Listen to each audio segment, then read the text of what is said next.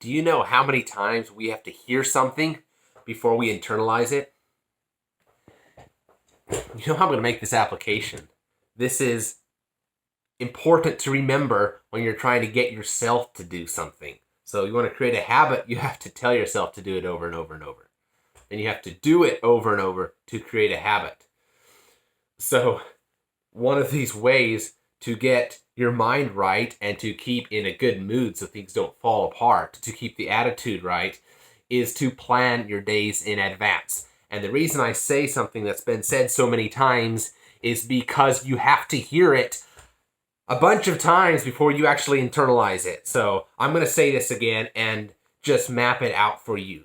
The whole day has to be planned the night before, the day before. Your day starts on the day before. So everything has to be figured out then. You have to have a time to figure out what you're doing, a time to plan how you're going to run that day, and then a time to actually carry out what you were going to do that day. This is going to look different depending on what your goals are for the day, whether you're at your job, whether you're not at your job, whether you run a company, or whether you work for someone else.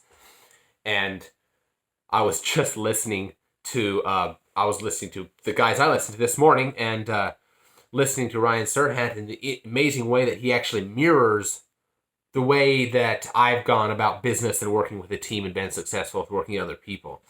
And through that, I'd like to say that working with other people you have to be flexible with it. It has to be a great experience of flexibility and kind of focusing on their interests far above your own. So the people are not means to an end directly, but they are actually the goal that you are servicing. Whether it's a customer, a coworker, an employer, you're actually working for the best good of that individual.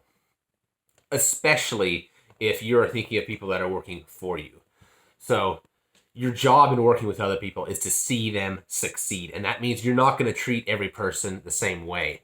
And this is very important because every person has a different personality. They work in a different way. Some people talk more. They want to share more of their lives on a work level or personal level. In the job or outside of the job. Some people less. Some people succeed more with more communication. So some people succeed more with less communication. So obviously, if you're in my organization, feel free to reach out to me and keep me in check on this one too. But this is important to know when you're building those customer relationships, when you're building those friends relationship and your local network, getting to know your community. Say you moved into a new area, that each person is going to be treated a little bit different in order to get the best results out of your relationship and to see both of you succeed in life.